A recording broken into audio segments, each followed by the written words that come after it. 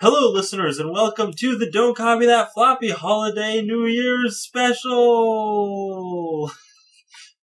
Featuring your hosts Lex and Dan, a special guest appearance by Dan's cat. And we don't have any musical guests. She's already right here. She's right here! She's laying on Lex's bag. She loves my bag. Ready to go. There aren't even cookies in it anymore. Ring in the new year. We're prompt on this because today was actually the first day of the new year that we're recording on. Look at that. That's why it's a special. Look at that. It's wonderful. So this episode is going to be great. We're going to be talking about a few stories from this week, of which there are not that many. Yeah. And then we're doing a big old retrospective. Yeah, all of our favorite stories from our archives of stories from this year. Or least favorite. Or least favorite. I mean, depending on how we really feel about Got them. a certain rando that we're going to be talking about.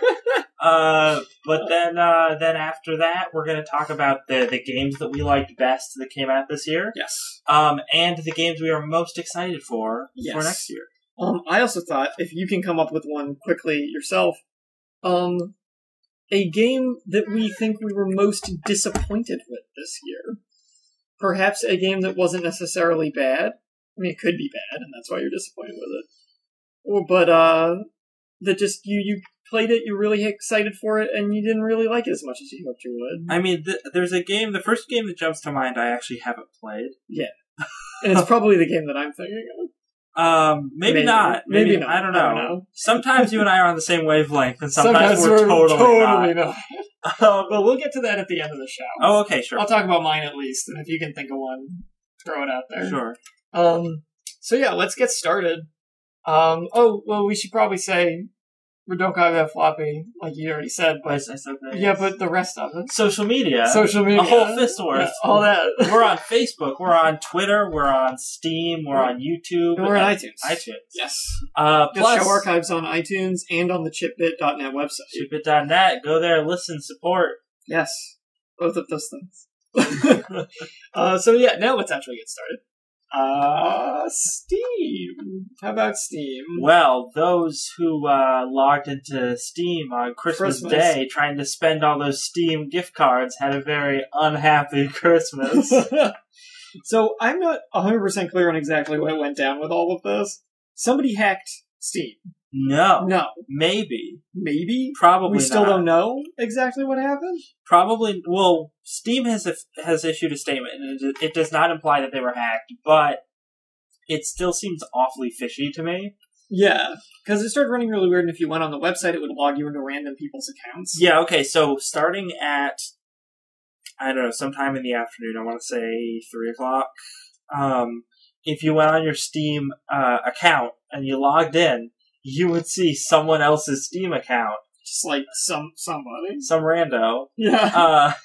But usually some rando that lived in another country. So there were lots of people whose Steam accounts were in Spanish or Russian. Bizarre. Yeah. It's crazy. But you could also access people's wallets. Right. And their possibly payment options. Yeah, their payment options that they had saved. Which is a big deal. That's a big problem.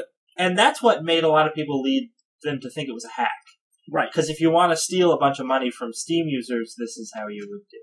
Yeah, because you can get people's information. So then at 4:30, Steam was like, oh my gosh, shut the whole thing down! Shut it all down! Right. So they shut down the online component of Steam entirely. Right. I found out about this as it was happening and posted it to Facebook as it was happening, because I went to go buy a Steam sale game on Christmas after my family had left. See, I haven't been on Steam in a while, so I totally missed this whole thing. Well, I was there, I was in it. You lived it. I lived it.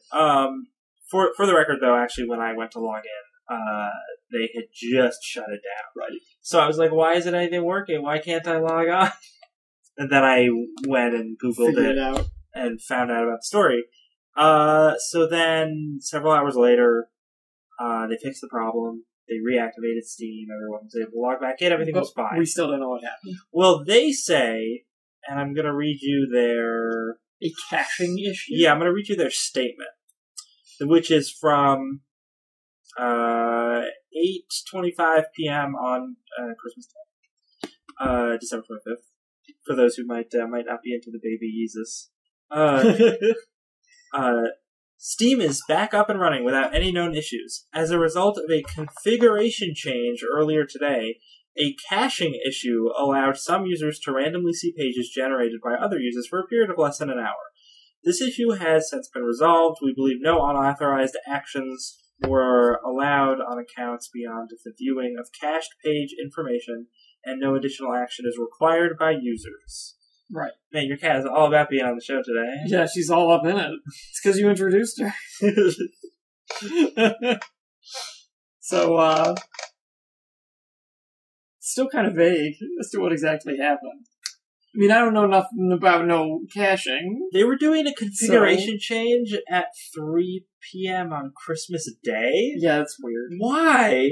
Why aren't you all at home? Why are you at the office doing this? Interestingly, though, it's hard to say that maybe this was hackers, because wouldn't hackers take credit for it? They definitely would. Lizard Squad would be all over this. Hackers like to take credit even when they didn't do something. Exactly. So the fact that they haven't makes me think maybe it was just a caching issue. But yeah, it's just so random because, I'm sorry. One of the reasons why a lot of people think it's probably hackers is because one of the things that happened prior to, like the week before Christmas, is there were a lot of threats and reports on social media and stuff from hacker groups saying we're going to DDoS attack everybody on Christmas Day because we're just dillweeds like that. Oh, they can do it. They'll bring the whole world grinding to a halt. Yeah. So cool. It sucks so bad. Especially because, like, you're a young child. These weenie teenagers. Imagine you're a young child and you just got the new Call of Duty and maybe you're into that because you're a young child. The game's target market. Yeah. Even though they're all rated mature. Maybe you have negligent parents or something, but you're like, I don't want to be here for family dinner, I'm going to be excused. And then your parents are like, fine, just get out of here and stop making noise. Oh. And then you run up to your room and you throw in the new Call of Duty you got that morning, you go to play it, and DDoS attacked. Christmas ruined. That moment when your family's over for a holiday and you're up in your room playing video games and your parents are like, come down and say hello! And you go down and your aunt and uncle are like, well, look who came out of his cave! And you're just like, ugh. We've all been there. If you are a gamer, you know that scenario. You know that scenario. That has happened to you at least a couple times. It's so true. It's such a true thing that happens. Oh, no.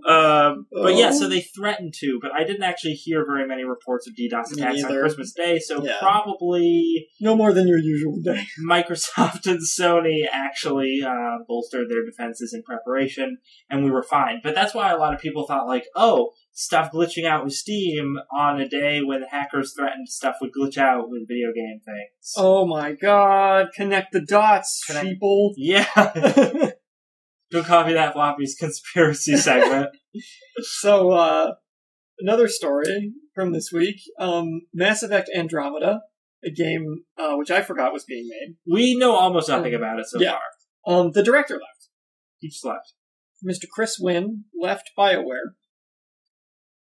Very abruptly. There was no lead up to this. He just suddenly left. Which sounds really bad. Yeah. Especially because this game is... it's set for a holiday 2016 release still. So it's... I don't want to say halfway through development. Probably halfway through development. Probably. Maybe a little less. Depends. I mean, we don't know what the projected dev cycle for the game was. Yeah. So, and because we've seen so little, I assume they haven't done as much on it yet. Yeah.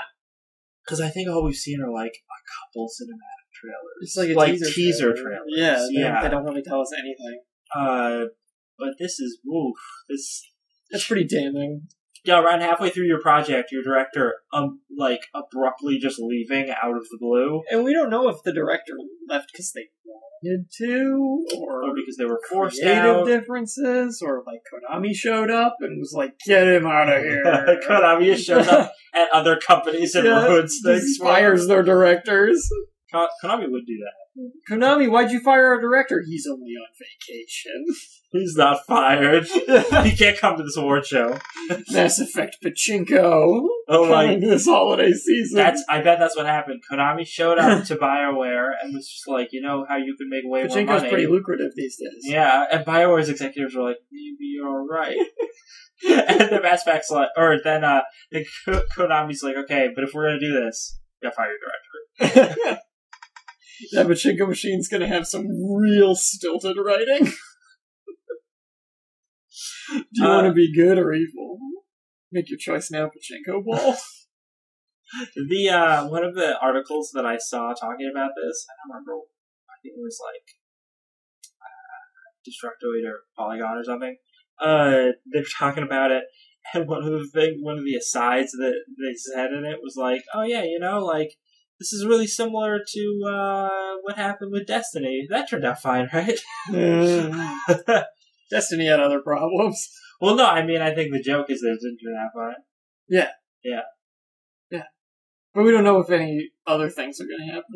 And we don't know how this is going to affect Mass Effect Andromeda yet. No, because we just don't know anything about I think Destiny was going to have problems before the directory. Well, that's probably true. Because they were, like, being super ambitious about it. Yeah. And then probably realized, oh, no, we can't do that, huh?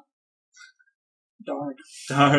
Whoops. Well, better go restart from scratch. Better start from scratch, get the dink in here. Get the dink in here, have give the most wooden performance possible. So our last little story is very little. And that's A glimmer of hope in a dark world. A glimmer of hope in a dark world. This is a rumor. We don't know that this is for real. But artwork for Platinum's Teenage Mutant Ninja Turtles game may have leaked. This may just be some random artwork, or it may actually be from Platinum Games for this game. It's cool looking, and as you pointed out, the backdrop of the image is from the current run of series, Teenage Mutant Ninja Turtles, which is really good. Books. Yeah, it's. And the art style definitely has that like cartoonish but more serious, kind of extreme 80s, 90s feel to it. Yeah, it does. That you want to go for, especially if you're doing an M-rated Teenage Mutant Ninja Turtles game. So I'm just so excited about this game. I am too. I really hope that it pans out the way I hope it does. Keep doing it, Platinum. Keep doing it. Platinum, don't get into the pachinko business. You're gonna be fine. They'll make the craziest, most hardcore action-based pachinko game ever. Yeah, they would make a good pachinko game. That pachinko game will have move lists. We got our big old thing here. So 20 biggest. Well, we were talking about our own big news stories of 2015. Yeah, the big stories of 2015.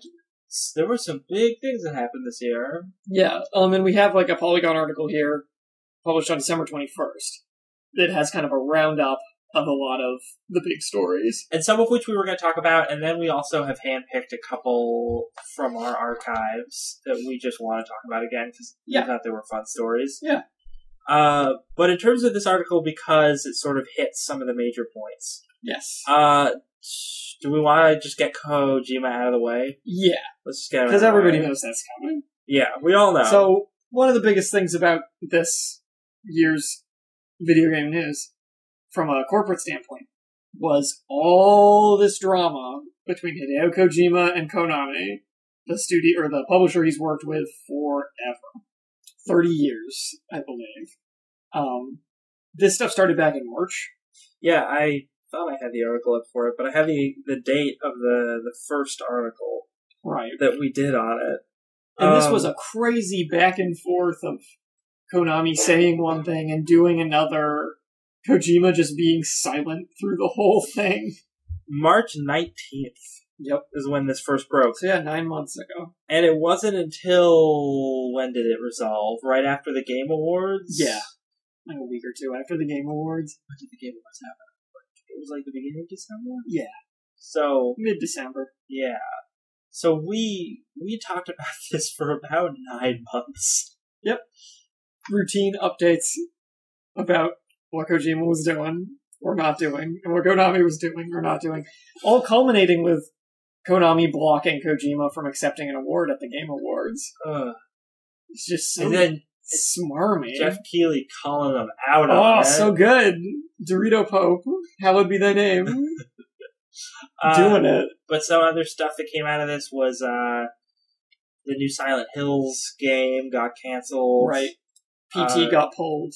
PT got pulled from in the stores, the process, yes. so unless you already have it downloaded, you can't play it ever again. Oh man, that game is going to be so much money in the future. Selling PS4s with PT downloaded on it and stuff, yeah. Wow, collector's items. Totally. Just like when Flappy Bird got taken down. And everyone was like, oh my god, I need to spend $2,000 on a phone that has Flappy Bird on it. I need to play Flappy Bird. Even though I'm an idiot and don't realize I could just go to coffeebreakarcade.com or something and play literally the exact same game except without pillars and a bird. People are dumb. Stupid idiots. Played Flappy Bird in middle school? Just had a helicopter instead of a bird. And we got bored with it back then and then played other games. Stupid idiots. Filthy casuals, exactly. Wasn't it this year that we first did a story about where they talked about whales? Yes, yeah. It was. It's the year of the whale. Year of the whale. Oh my goodness. Video games. 2015, the the year of the whale. So yeah, the Kojima thing is a big part. We've talked it to death at this point. Yeah, but it's definitely a highlight of the year. A big part of this year. Followed by, do we want to talk about one of our own little ones here? Because you have an interesting one about MOBA games. Oh, this was super interesting. Okay, so we did a story, also in March, published March 30th, about revenue studies done about MMO games and MOBA games and shooters. Yes, and a lot of people were thinking like, or I guess the traditional thought process was that stuff like WoW and other MMOs were always going to have that lion's share of the market because that was what the most people were playing. Right. But as we know, in this past year, MOBAs, I mean, even before this past year, but I think this past year is when it really... Based on the data in this article, it's been a pretty steady increase. Yeah. The article we looked at was off of GameIndustry.biz. And it's the metrics they got show that the MOBA games have been a pretty steady increase. Whereas over the last couple of years, the MMO market has kind of leveled off a little bit. Yeah, it hasn't really gone down. It's just sort of reached its peak. Yeah. And it's interesting because with 2015, as this shows, and this tracks from 2010 to 2015. Yes.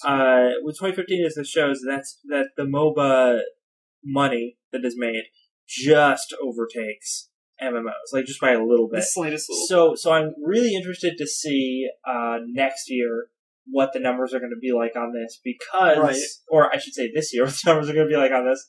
Because 2016! Woo! Get that Vuvuzela in here. Vuvuzela? That horn. It's not a Vuvuzela. It's an air horn. Come on. This isn't a Brazilian soccer game. That's true. It's a video game show. We're serious here. Real journalism. We haven't used those in a long time. Well, not a long time, but a while. Yeah, I forget about them. But this was the year that we got a soundboard. It is. I don't know if that's good or not. It's not good. But no, so I'm really interested to see this year if MOBA money will continue to increase. Because as we saw with RPG stuff, it's kind of capped out at where it's at right now, which is 500 million? Yeah. It's the slightest bit shy of 500. Yeah, so... And shooters have been going up, too. But still nowhere near the other two. But if you're assuming that consumers, like, just video game consumers in general if the threshold is around 500 million for them to pay. And shooters have been a big deal genre since GoldenEye 64. Yeah, and shooters, even in 2015, they're only at 237. Yeah. So they have plenty of room to grow. I'm just saying that MOBAs have no more room to grow unless they're just super going to overtake MMOs. And I'm excited to see how that pans out. But it's really interesting because, again, with MMOs, I guess the biggest example would be World of Warcraft. All that revenue, or a significant portion of that revenue, is from subscription fees. Fees that people had to pay, and fees that were generally a little higher. It's like, what was it, $10, $15 a month? Yeah. Whereas with MOBAs, you're paying mostly for cosmetics and unlocks. And a lot of those are much cheaper. Right. It goes the free-to-play game route of you pay to move yourself up in the game, as well as for, like, cosmetic things. Yeah. Let's look at this pie chart as well. Pizza time! It's applicable. Because I think this is interesting, and I want to know, I hope we get one of these, like an updated one of these for the past year. Yep. Because this, pie chart shows microtransaction share of revenue, so what people were spending their money on in these games. And I feel like with the onset of esports becoming bigger this year, which we'll also talk about a little bit. Yeah, that's true. As well as just kind of the changing climate around these MOBA games and MMOs and things like that, I wonder if these numbers will change in a significant way. Because we should see here that the biggest share is avatar cosmetics. Hat Simulator, which I don't think would change necessarily. But there is a section and like hero champion unlocks is pretty high, boost is high. Like those three I think would probably stay as the big thing. But there is a section that's esports related.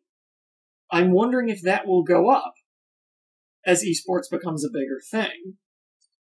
I'd be willing to bet that it will, yeah. Yeah, I think so. Because esports is definitely on the rise, so perhaps esports-related spending in these games will also go up along with it. I'd be surprised if it didn't.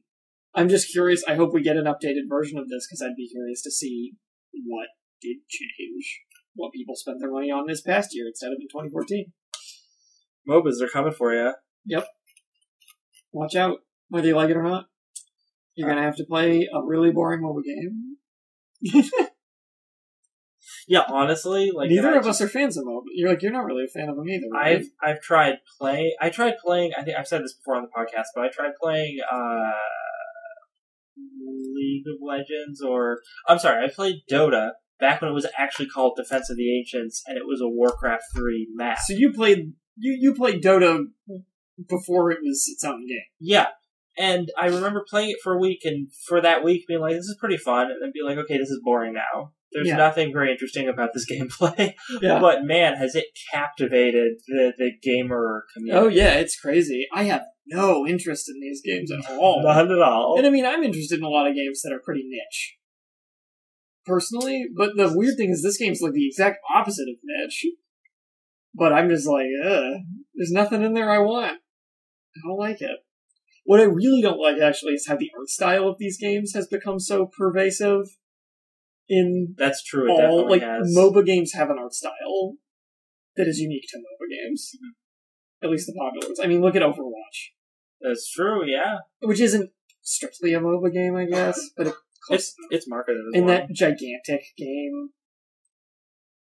And Battleborn. It's like they all look the same. They do. It sucks. But people eat it up. MOBAs. Yeah. I want to go back to this article, the 20 biggest things. Talk about one of the other big things that we've talked about significantly. Yes. That guy. Mr. Satoru Iwata. Please understand how important he was to the video gaming community. He was very important. He was a great man.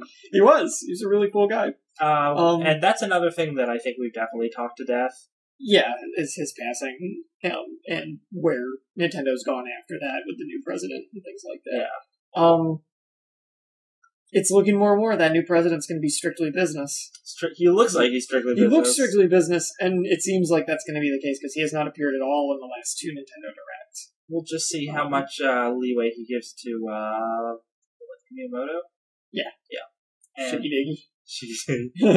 That's his name, right? But yeah, Satoru Iwata, he passed away. When did he pass away? In July. In July, yep. Because it was shortly after E3, I believe. Because he didn't show up at E3, and a lot of people were wondering about that. And it wasn't long after E3. because he had been struggling with a condition, Gallbladder cancer or something? Yeah. It was something along those lines. for quite a while, and it had seemed that He had a really big surgery in 2014. yeah. And after that, as far as we knew, was a success. Yeah, and it seemed like it took him a while to recover. You could tell see in like the first, he was very skinny and kind of jaundiced and stuff. But he did seem to recover and bounce back. So his death was really a huge shock to the gaming community. I believe they even said when the news came out that he had passed away. I think they said that it was rather sudden. His like relapse into bad health. Jeff Keighley spoke about it a little bit at the Game Awards, actually. He talked about he was one of the last people to interview him. Yeah, he was one of the last people to interview him, and he was surprised at when he went and saw him and saw how unhealthy he suddenly looked after bouncing back so well from the surgery. Yeah. So, who knows? It's just how those things go. But yeah, definitely check out some of our other coverage on his passing. Yeah, there's a ton of info about it, and some of it's really interesting, and just articles about who he was in the game industry. And his accomplishments throughout his career. Right. There's a lot of stuff I didn't know about until we started researching this for the show more. So, cool guy. Important game developer. Great guy. He will be missed. Yep. And we'll see where Nintendo goes from here. They still got Reggie. Thank goodness. Let's see. What else we got here? Steam Machines came out. And no one cared. I want to mention it because of that. I haven't heard a single thing about these things. Steam Machines, we when we first reported on them about how they were gonna come out, we were like, this is a blunder, do not do this. Yeah. And then we saw, like, the options, and it turned out it was a blunder. They shouldn't have done it. Because I don't think their sales for them are very good. No, well, there's also, like, 20 different ones. How do you know which one to get? Didn't they within like a month of them being out, they put like some pretty deep discounts on some of them. I have no idea. I remember reading an article about that, but don't quote me on it. Also, the Steam controller came out, and it's not good. Hey, its reviews are mixed. Yeah. Everything I've seen of it, I don't like. The problem with it is it seems like you're better off just using a PS4 or Xbox One controller with your computer. Yeah. I don't think the Steam controller really has any perks that put it above those two. Rather, I think it has detractions. It seems cheap. Honestly. I am interested to see later iterations of it. Yeah. They could go somewhere from here, but for now it's... But yeah, in terms of hardware, Steam has not had a great year. No. Those freaking consoles. They were just computers. You could just build it yourself. There's just no reason. Yeah. It was so dumb. Some of them were very high-end computers. You just build a very high-end computer. Wasn't it that had like a 2 terabyte solid-state drive or something? Yeah, the one that cost like $5,000. Oh, no. Speaking of Steam, what's this part? Gabe Newell pissing off the internet? Oh, this is the paid mods story. Oh! That's an interesting one. We had strong opinions about this. We did. We think that the internet overreacted. Yes. But they weren't necessarily wrong at the same time. Yeah. So, it's a complex issue.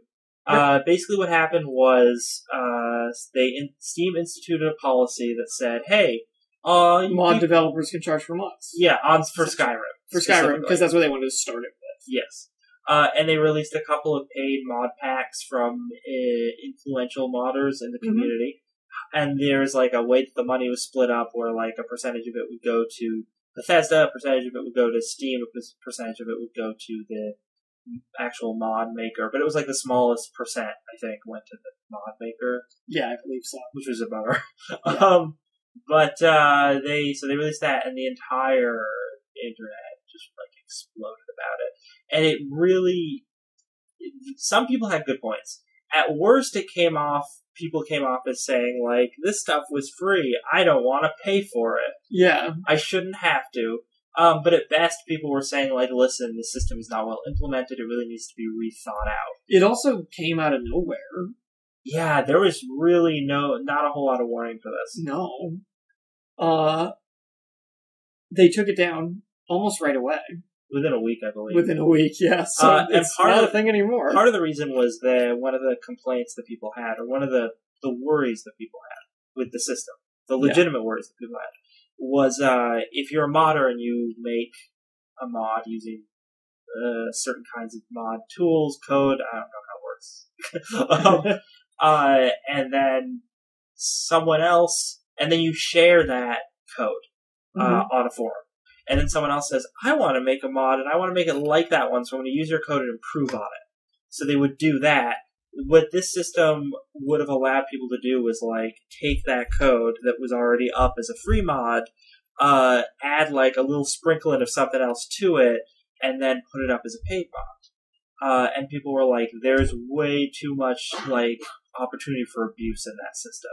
So you guys shouldn't do this.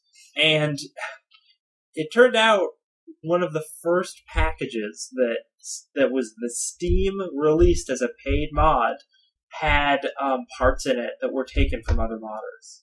Yeah. Yeah, do you remember that? Yep. And that was without like notification. Yeah. Yeah. And I don't think Steam knew, but the person who had gotten the mod stuff from to package had done that. So that was, I think, one of the reasons why Steam was very quick to take it down, because it was just such a blatant example of them screwing up and not having good quality control. I still think that the idea of the policy, their heart was in the right place. I mean, obviously they wanted to make money, and that was a big part of it. But the idea of modders getting paid for the work they put in, I think overall is the most important thing. And I would really like to see some sort of paid mod thing get introduced. I think when we talked about it, like you would agree with me, at a later date with a different game and a better strategy on how to introduce it. Right. Oh, does it say when that news broke? Because I don't remember. I don't believe so. Maybe it does. A planned. Oh, in April. It was in April? It was in April. Okay, yeah.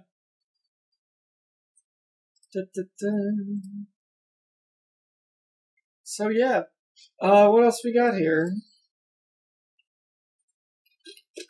Console Wars, Destiny, whatever.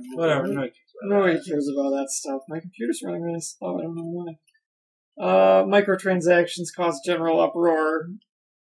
Nobody likes it. I mean, yeah, that doesn't seem like a story that's new for this year. We talked a lot about swatting and hacking this year. There was a lot of Lizard Squad this year. There was the plane that got downed. Yep. Because of a bomb threat that Lizard Squad did. And then that guy, John Smedley, he resigned. Oh, he did? Because of that whole thing. Because of that. Yeah. Oh, I felt so bad for him. Because he called that kid who did it a shit kid. And he was right. Because it was that kid, it was in Europe. I want to say like Norway or something. Yeah. Could be a different country. Who he was actually tried for, what was it, like hundreds of counts. Hundreds of counts of stuff like this.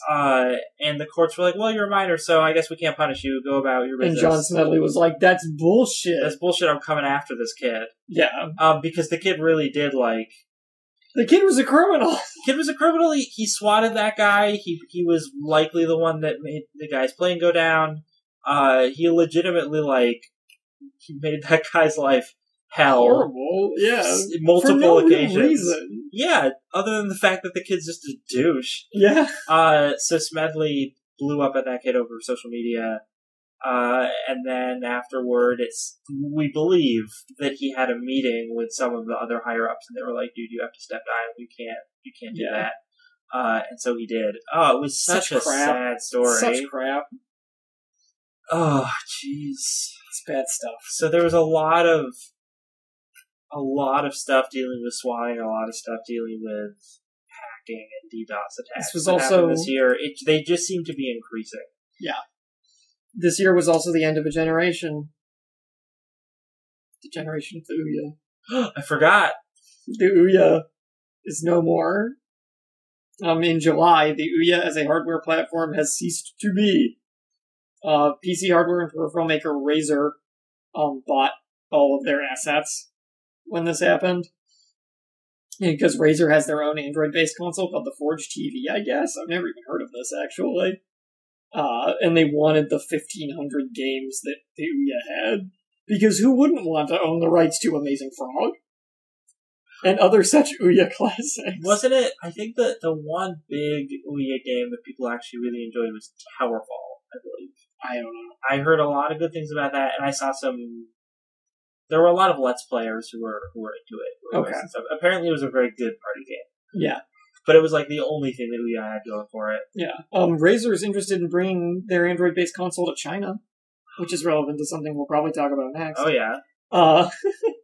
And yeah, I mean, the Ouya was an interesting thing. It didn't exactly succeed, but it got as far as being released as a independently developed home console. And it was also... So it was Kickstarted. Yes. Raised $8.5 million. So much money. From my God. From 63,000 backers before its launch in 2013. I think if you want to look at this from sort of a depressing angle, this is a really interesting story of the general public saying, we're sick of just Microsoft, Sony, and Nintendo. We want another option. We're willing to fund it.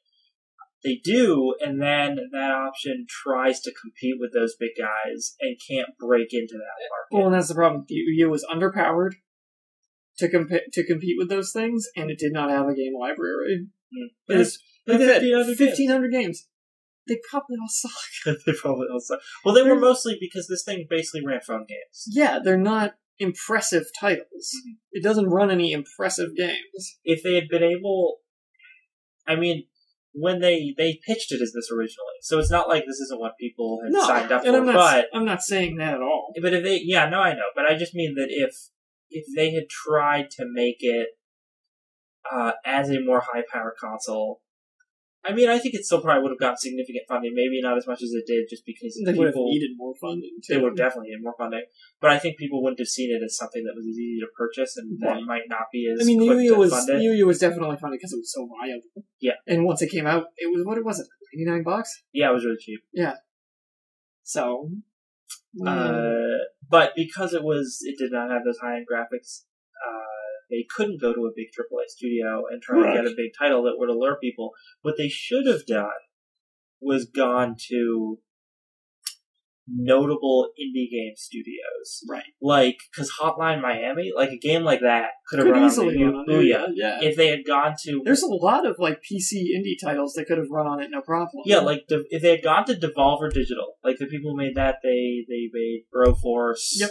A bunch of stuff. Super Time Force, I think they did that too. No, that was Capybara Games. Oh, it's Capybara. They could have gone to that Super as well. Time Force anyway. But if they had gone to publishers like that, had them make things specifically for the Ouya, I think things probably would have shaken out a lot different. Presumably.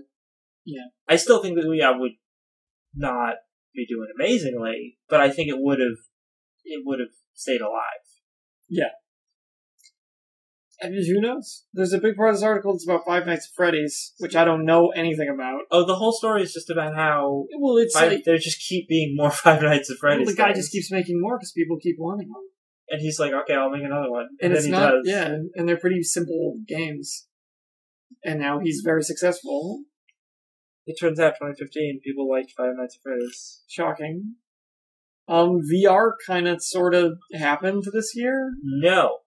It didn't. Because it's still not freaking out. But it's still not released, but we have a better idea. This entire year, in terms of VR, was the year of waiting. Yes. Because it was like, we got more tidbits of news and little... Everybody's headsets were coming out.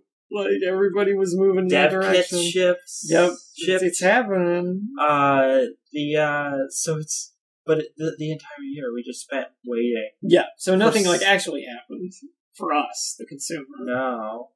We just got it. Maybe 2016 we'll actually have VR stuff. I hate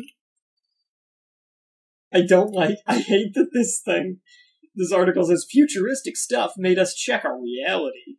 And then the video they show is of that really dumb Minecraft thing at E3. That people thought was fun for a couple days because they thought it was like, oh, that's so cool. Well, and they found out that it wasn't even actually that. Yeah. It was all staged. And then no one cared. And then nobody cared. Because it was supposed to be something for HoloLens. And it was hosted by the most obnoxious people in the universe. Oh no, wait, who hosted it? It was some people from from... Oh, they weren't, like, known... Mojang. They weren't celebrity people. No, they were people from just, Mojang. And they were just really obnoxious. They were really obnoxious. It was bad. Should we talk about our ongoing conflict with a certain Randy? Yes. Certain Rando? Yeah, let's talk about that. If my computer decides to let me go there. Yeah, okay, so this is an article that we were talking about from May. Yes. And it's not... This is another thing that carried us kind of through a big chunk of the year.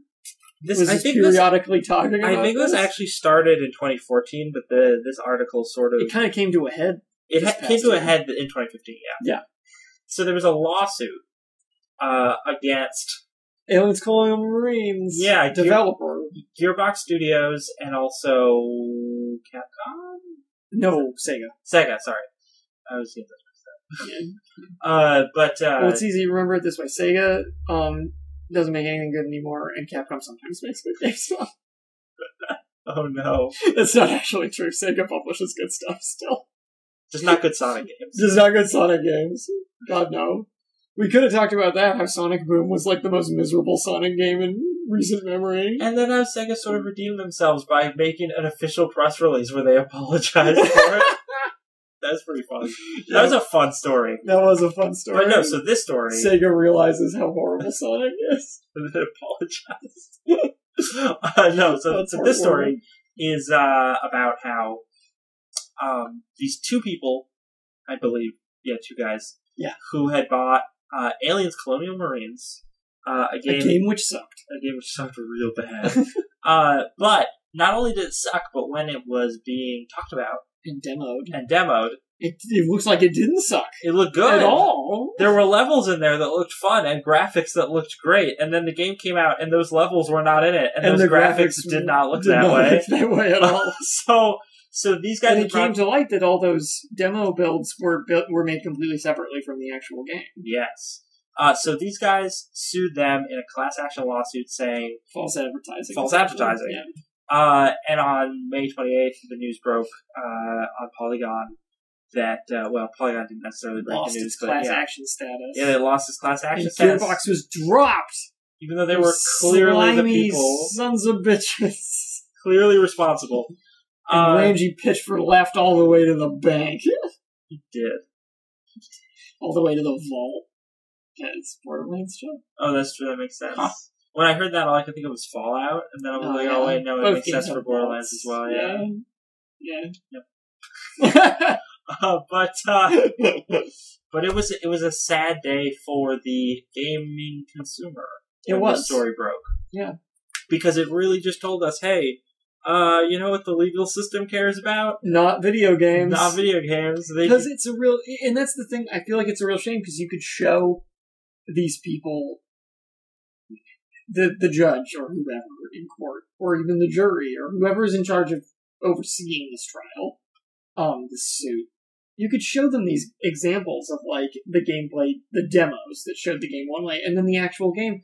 I think there's a lot of people who may have been involved in that who really couldn't tell the difference between those things. I could easily see a judge not really getting... Like a 65-year-old guy being like, what's the difference? It's about the video game. You're shooting aliens in both things. Yeah, there's no difference. No difference. But there really is. There's a big difference. There's a really big difference. And it's odd to me, and it's definitely this disconnect where sometimes the people in charge of making these calls have no idea what the hell they're talking about. Just like with Night Trap. And then so violent. We've learned nothing from the 90s. But no, the reason why this was one of the stories from 2015 that I want to touch back upon, not just because we hate Randy Pitchford. Which we do. And we fumed about this when it happened. Suck it, Randy. But because it's indicative of, or it sets a bad precedent that I think in the future will have ramifications in the future. Because this isn't the only time when a video game has been advertised one way and not really come out. Oh, that happens, like, all the time. Yeah, constantly. Really. Assassin's Creed Unity. Oh, man. Ba-boom. Dunk it. The Order, 1886. Oh, my favorite game of 2015. What a miserable sack of crap. You know who the final boss is? It's not Dracula. It's some guy. Some guy. It's some werewolf guy. And the whole boss fight is the exact same as the werewolf fight in the beginning of the game. It's literally the same camera angles and QTEs. You can watch it side by side. I'm not making this up. Excitement. So good. Pounding. And Excitement. the game also ends with a gunshot fade to black. A gunshot cut to black. Oh my god. The worst thing you could ever do. Ugh. Okay.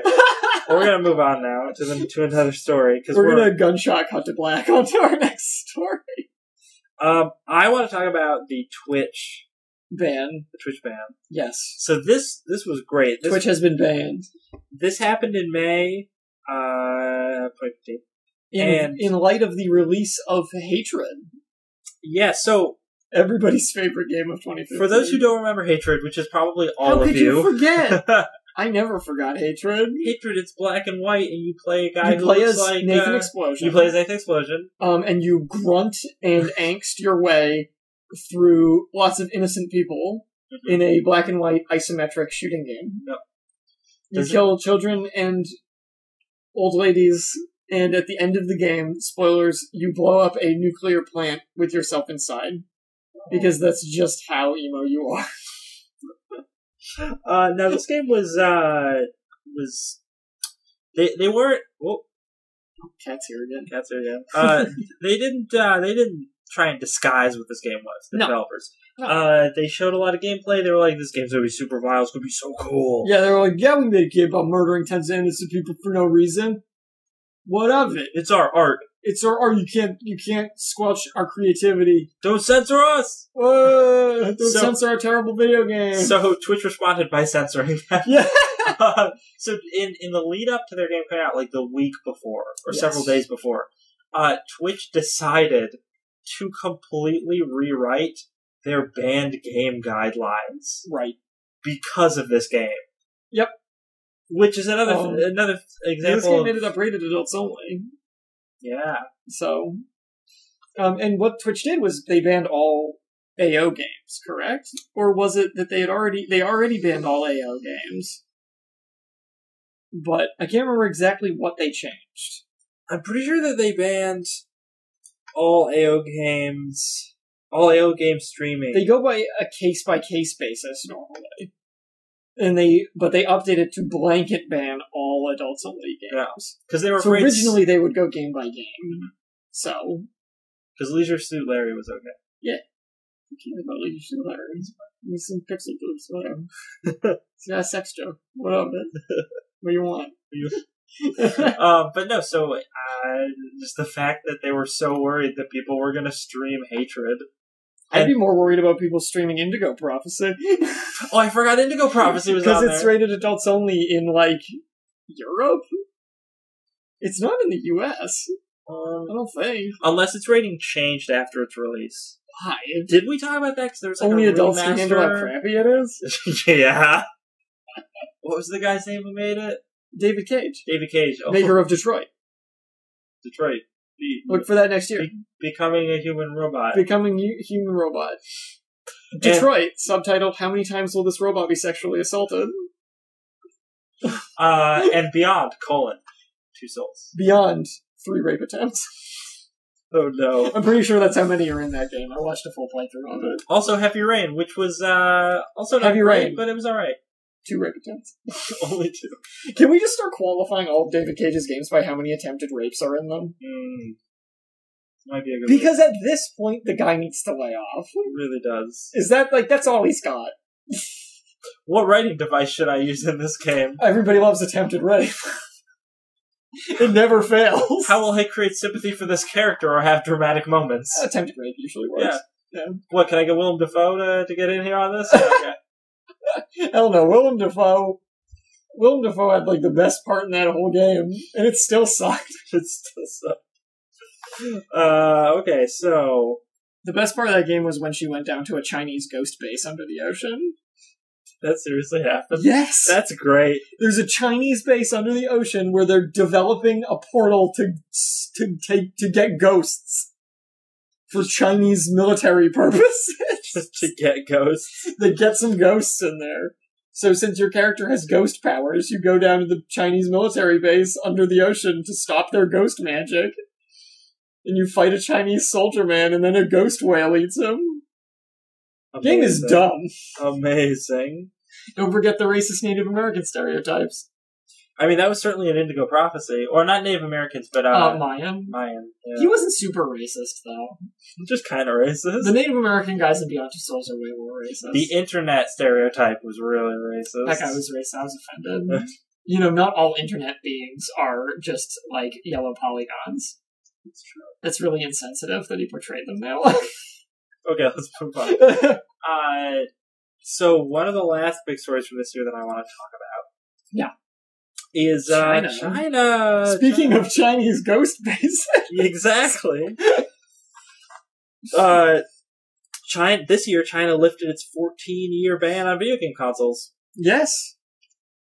Which is cool. I mean, PC gaming had become a big thing in China, as we learned. Because they couldn't have consoles. Mm. But PC games were fine, I guess. But this means, you know, Xbox Ones, PS4s, Wii U's, Ouyies. China created... I mean, in no time flat, the moment that this ban was lifted, counterfeiting of game consoles began in China. The rip-off came right out, including the Ouyi, which is a PS4 with an Xbox One controller. And probably a grilled cheese sandwich inside. Because I'm assuming it's not actually anything that can play games. No, it's probably just the Ouya is the actual... The Ouya is in it, yeah. The guts of it, yeah. I don't know, it looks like you can play, like, poker, FIFA, a different kind of poker. Some RPG. A race car game. Basketman. Yeah, that basketball game looks great. Yeah, and it looks like maybe a turn-based strategy RPG thing here. It looks great. It's only $70. It's only $70. How can you say no? Oh, so that's the really interesting thing about this. Shortly after this happened, we found out that consoles actually, like the PlayStation and the Xbox weren't selling that well because the market, everyone had gotten so conditioned to be like, okay, the mentality in China, as far as consumerism goes, is why would I pay $500 for a video game console when I can get the Wii for $70? Yeah. And with PC games, why would I get this when I can play a game on my PC? Which a lot of the PC master race have always thought. Yes, very true. But no, this was so they've had a hard time breaking into that market. So much so that companies like Nintendo are actually trying to develop their own consoles specifically targeting the Chinese market because there's just so many people. There's so much potential profit. Yeah. But it's an uphill battle. Yeah, for now, because it has to change the whole paradigm of how these things are marketed over there. I'm curious to see in future years how much it's going to affect consoles over here. Yeah, because we've seen, and this isn't video games, but with the movie industry, you see more and more movies that have like things in them that shout out to Chinese audiences because the money that they can make in China screening these movies is just so much. Yes. So you have so many butts to put in seats over there. Yeah. For movies and stuff. So I would be really interested to see how, like, probably the next generation of consoles are going to be affected by the Chinese market and how they're going to sort of tweak the way they make them and the way they market them for that. I think that's going to, in the future, going to be very, very interesting. So that's why that was one of my big stories of 2015. But those were all pretty much the biggest. That's the stuff we talked about the most. That's the stuff that was the most significant. Honorable mention, 2015 there were a lot of stories about esports. Becoming a bigger thing. And being televised. And colleges offering scholarships for them. So that's an extra little thing to mention, a big change. Because they showed League of Legends Championship or Dota Championship on ESPN. Oh, I always get them mixed up. And then you had to listen to all the sports people talking about video games. Yeah, we had that story about that one guy. He was just a huge ass. Colin Cowherd? Was that his name? Yep, that was it. Yeah. Yep.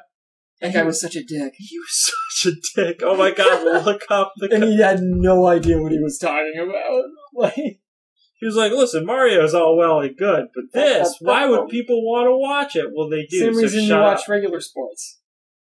Literally the same reason. Exactly the same reason. How hard is it to understand? He went on podcasts, he just made fun of and the it's people. like, dude, do you like every sport?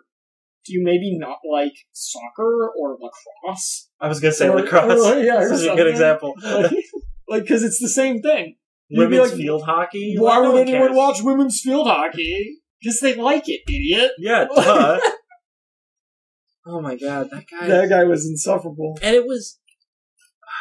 He made fun of the people who were announcing it.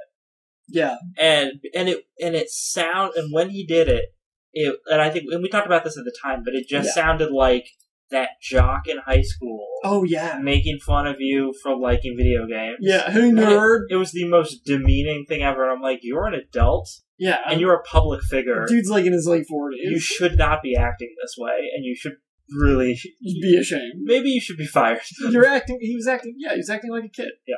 Acting like a whiny teenager. That was the story. Video games on my ESPN channel. So let's talk about, we got a few minutes left, so let's talk about our top games of this year, and our most anticipated games up next year. So I went out of my way on this list not to mention AAA titles, because we've done a lot of talking about the Game Awards and stuff like that. They really cover all of those games. I mean, they have indie game segments in there, but I think by and large, like, I liked a lot of AAA titles, but I really wanted to talk about stuff that might have been under people's radar that I think came out this year and are worth checking out. I didn't do that. Oh, fine then. Okay, well, I made a list of my favorite games of the year. Do you want to go first? Do you want to switch off? All of which I would say are probably could be considered AAA titles. Okay. I did have a couple that I contemplated throwing onto this list, though. However, I did not, as I did not finish them. Well, why don't... Games that I started or haven't gotten a chance to start yet, but I feel like probably would end up on my list. If our lists are going to be that different, you go first, and then I'll go after. I think our lists are entirely different. So, I didn't do these in any particular order, but I could probably wing them together into an order. I didn't either. Yeah, okay. Whatever. So, I have Monster Hunter 4 Ultimate. Mm-hmm. It's one of my favorites. I got Bloodborne on there. I got Until Dawn. I got Guilty Gear Xrd. And I got the recently released, I guess it's about a month ago now, Xenoblade Chronicles X on there as well. Two games that I probably would have put on here had I finished them. Soma and Undertale. I haven't finished Undertale yet, but I'm already in love with it, with what I've played of it. I just didn't feel right putting it on the list. Well, those are both indie titles, certainly. Exactly. So, and Soma, I've seen a little bit of it played. I haven't started it myself yet, but just what I know of it, that game's so up my alley. And I'm gonna play it. It's just a matter of time. So, yeah, how about you? Let's see, I had Hand of Fate, Pillars of Eternity, Hatoful Boyfriend, Rebel Galaxy, and Broforce. Yes. So you went full on indie representative. Yeah, just probably games that came out this year that Kickstarter people didn't know as much about, but that they should pay attention to because they're worth paying attention to. I actually contemplate, if I had played it, I feel like I would have put Pillars of Eternity on my list. Because when I was making my list, I thought of Pillars of Eternity as something that maybe went under people's radar. Well, that's the thing. I feel like a lot of these were important in different ways. Right. Hatoful Boyfriend, just because it's amazing. Yeah, full stop. There's hilarious. There's nothing else to say. It's great. It might have even started a trend of bird games. Yeah, and it's the perfect spin on that Japanese dating visual novel type of game. Great satire. That hasn't really made its way over to the States, but has... The funny part is, I think Hatoful Boyfriend is part of this, echelon of visual novels coming to the United States, finally. I think it's paving the way. Because you've had some stuff on handheld consoles like 999, Virtue's Last Reward. You've had Hatoful Boyfriend now. Steins Gate came out for PlayStation and Xbox. So all these games that are visual novels, which is a very Japanese kind of game, have started to make their way over here. It's all because of Dayton birds. It's all because of Dayton birds. Watch out for that one bird is a serial killer. Well, and like certain anime have been based off of them, and people will watch that anime and be like, "Who's this from? Oh, it's from this game," and that's brought some of them over here. It's a whole new genre for us in the West. So yeah, I feel like Hatoful Boyfriend was really important. It's pretty influential this year. I would agree with you. In a really stupid way. Hand of Fate, I thought was just kind of. I remember you talked a little bit about that game after it came out today. It's just a very interesting spin on the action RPG genre, right? And the sort of card battle genre, or deck builder genre, yeah. And I just thought that it was meshing game types in a very new and interesting way, and was a lot of fun. It was really well put together. Pillars of Eternity, not because it's new game types, but because it's old game types. Yeah. It's really bringing back that Baldur's Gate goodness for a new generation, and man, did they do well. I mean, I think they had a little bit of problems with weird glitchiness initially, but overall, Rebel Galaxy because it's Firefly's video game. Yeah. Plus, Road Force, I know you're in love with that game. Oh, it's so much fun. It's a really fun little. And it is a really cool game. I still need to get into it. So our upcoming games that we're looking forward to, I think I still stuck a little more than you to like big name stuff. Oh yeah, I haven't seen your list for this at all yet. My list is Last Guardian, just because I've been looking forward to it forever, and that's not going to change. I'm done with it. Get out of here! Get out of here! Don't even look at me. Dark Souls 3, which initially I wasn't super excited for, but the more I'm seeing of it as we build up to it, I'm getting that hype. Because we've been doing stories about it this year from when it was first announced. I'm getting that hype. And because I think, what was it, at E3 they just showed like a shitty cinematic trailer. That cinematic trailer sucked. And it was terrible. It was really uninteresting. And then later on, those gameplay stills leaked. Even the initial gameplay stuff was the stills leaked, and it was like, ooh, look at that art direction. Yeah. It was so cool. But then even the initial gameplay videos that came out, and like the demos they had at E3, weren't that interesting. But there's been some more recent gameplay stuff that has shown some really cool things. Yeah, definitely. And I'm getting much more interested than I was before. And I think I was partially uninterested because Dark Souls 2 was so ho-hum. Mm-hmm. Dark Souls 2 felt pretty fun. Yeah. At the end of the day, it felt like, people want to. But it was the director from 1 was returning, right? Yes. Yeah. See, he was working on Bloodborne while Dark Souls 2 was in development. He didn't work on Dark Souls 2. Now he's back to Dark Souls. And Bloodborne was good. So, I'm feeling good about this one. Dark Souls 2 redeemed itself a little bit with its DLC packs, though. Oh, that's true. Those were excellent. There were some really interesting DLC. Then I got Persona 5. Oh, yeah. Because I love me some weeaboo RPGs. I got Star Fox Zero. Oh, that's on both of our lists. That's our only mutual game between these two lists. And then I have Nier Automata, which I personally am super interested in, because I liked Nier a lot. Alright, fine. You don't even know. You didn't even play it. I don't care to play it. I do have two kind of honorable mentions on mine. Oh, yeah? Which are Firewatch and the Odin Sphere remake. I forgot about Firewatch. I would put that on my thing. Because that looks super interesting. It does, but it still has that potential to kind of be not interesting. Yeah, we're not going to know until it comes out. The advertising for it is super interesting. Totally. But the game itself, we don't know. Mm. And Odin Sphere, I didn't really want to put on my top 5 because it's a remake of a game. Yeah. It's a very significantly changed remake, but it's an existing title. So, what do you got? I had Ukulele. I think it's funny you put that on your list, just because I didn't expect it. Now, I'm looking forward to that quite a bit, too. We don't actually know if that's coming out in 2016. We just think that it is. I mean, I don't think there's any confirmation that Nier Automata is coming out in 2016 either, so... And I mean, Last Guardian probably isn't going to come out until 2018. Problem. Last Guardian's never going to come out, Tim. No. It's not going to happen. No, but Ukulele, the guys from Rare who made Banjo-Kazooie, went to Kickstarter to make a game that's Banjo-Kazooie, but not called Banjo-Kazooie because they don't have the rights. Yeah, but it's Banjo-Kazooie. So we're getting another Banjo-Kazooie game in 2016. Amazing. Yeah, terrific. I'm so amped. Divinity Original Sin 2, because Divinity Original Sin 1 is freaking amazing. And the second game looks Like, whoa. Yeah, I mean, they had the comparison. Kickstarter, and they were like, oh, remember all the features from the first game? They're back, plus a mountain of other A ton of new features. stuff.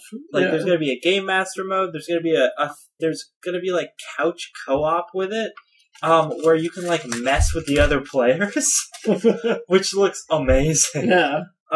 So, very excited about the stuff that's going to be added for that. Star Fox Zero, which we both had, because we were both excited about that. Looks really cool. Total War Warhammer should be coming out next year, Mm-hmm. and I'm very excited to see that. I'm really curious how that's going to end up looking. Like, what? I want to know what I'm going to see on the screen when I see that game, because there's not really much info about it yet. But there's like the chocolate and peanut butter.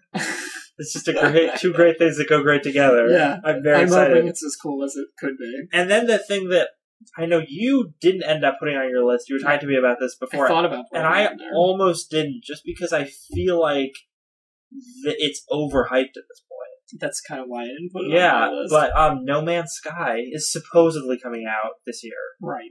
2016. And I think you can agree with me then, the reason I didn't put it on my list, I'm really looking forward to it. I am. I really want to play it. I'm going to play it for sure the moment it comes out. I'm so wary of it, though, because there's still so little information about what exactly the game entails. What are we doing? Is the whole game really just going to be fly to planet, look around, sometimes shoot people? Because if that's the case, that seems pretty disappointing. I mean, it's also, and we have a reason to think that's all it is, simply because we haven't heard anything. And whenever they do a they keep talking about, like, you gather resources, but they don't tell you what they use them for. You use them for. They don't really show it in action. They're like, you can craft things later on, but we don't know. There's a ton of systems we don't know about. Because whenever they do a big press conference on this and talk about the game, they really just always show us the same thing over and over, and it's the same thing they showed us initially. Look at the galaxy map. Here's all these planets you can go to. Amazing. And then they go to a planet and they're like, here's a fish. We discovered it. There's robots. If you do things, they attack you. Yeah. Here's a space battle we randomly ran into, and it's not scripted at all video. And this is the thing that, like, when they first announced it, they said all of that stuff and showed a little of it. Yeah. And because they showed a little of it and that seemed legit, I was like, okay, well, I have every reason to believe the stuff that they said is true. But since then, they've just said the same things and just shown them as well. The only really new thing we saw recently was a lot more variety in planet types. Yeah. They did a video, one of the more recent videos showed a lot more different, like, environmental options for planets and things like that, which I think is cool. I was like, oh, cool, new stuff. And I'm still really excited about the game. I'm just really afraid it's not gonna be that. It's not going to have a lot of depth. Yeah. I guess, is what I'm afraid of. Yeah. I think that's a totally legitimate concern. Yeah. So I can't let myself be as excited for it as I am for other stuff next year. But I'm definitely picking it up. And that is really the main reason why it almost didn't make it on my list. Yeah. And that's the thing, I don't want to overhype myself for it either. I want it to, like, even if it's not that amazing, I want to still be able to sit down and enjoy it. And I feel like if I hype myself, like, oh, it's going to be the best ever, it's going to be the best ever, going to be the best ever, and then I get it and it's not, I'm just going to be like, ugh, and not even want to play it. We're running way over. I want to mention a game that disappointed me this year. A game that I think is very well crafted, mostly, and that I enjoyed in the moment playing it, and played for quite a long time, had a lot of fun, but ultimately, looking back, just makes me feel bad. And that is Metal Gear Solid 5. Oh, really? Yep. I did not expect you to say that. Metal Gear Solid 5, ultimately to me, was a huge disappointment. Gameplay was stellar. Production values were stellar. That game's story, way too threadbare. Like, people say, like, Metal Gear has too many cutscenes. This game had nowhere near enough cutscenes. Ultimately, there's just not enough going on with it. It doesn't feel like that interesting in addition to the story. It feels really fragmented, and I mean, we know that its dev cycle had trouble because of all the drama between Konami and Kojima. Yeah. And the problem is, it shows.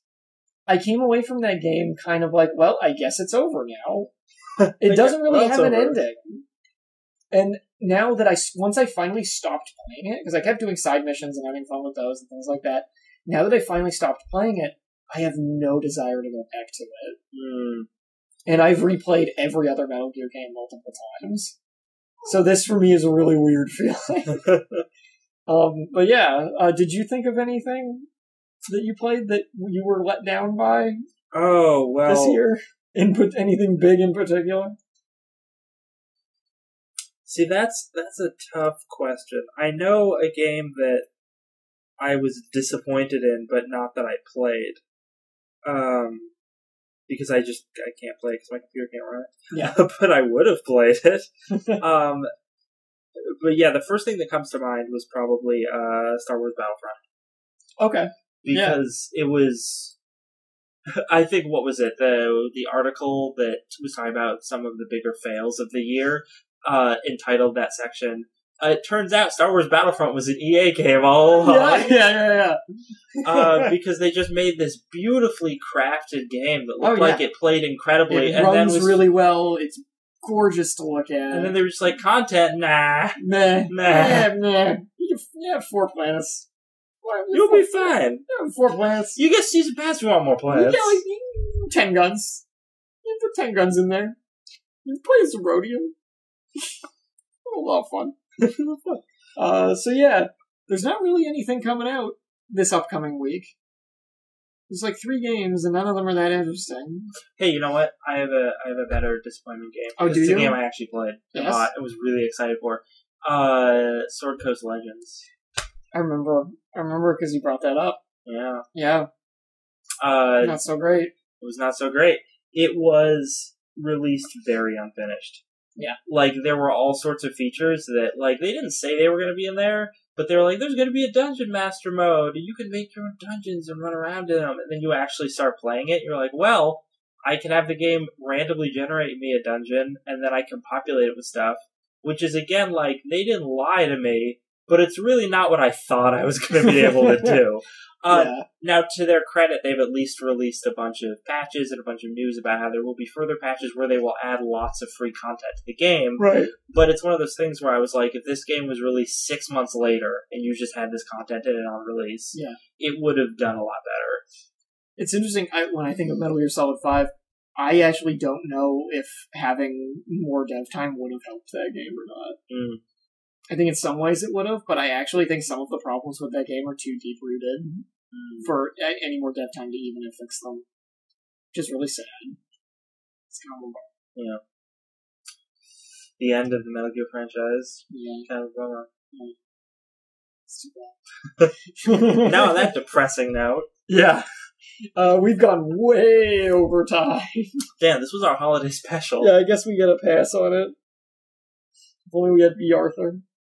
Like the Star Wars holiday special. I watched the Star Wars holiday special. I've seen it over this Christmas. You enjoy that Jefferson Starship? It was great. Performance was one of the best parts. That Imperial officer loved it. He loved it. The Empire can't get enough Jefferson Starship. I love that instructional video on how to build that thing. That Chewie's son was building. Yeah. Which then didn't end up being relevant to the... I liked the porn. Oh, that was also good. The VR headset. Yeah. That's what our future is headed for. Yep. Grandpa Snarly or whatever his stupid name was. Grandpa Snarly and Oculus Rift. I don't even know what his name was. I only know Chewbacca's son is named Lumpy. Oh yeah, I forgot that. It's short for Lump or Rump. Oh, that makes it okay. Yeah.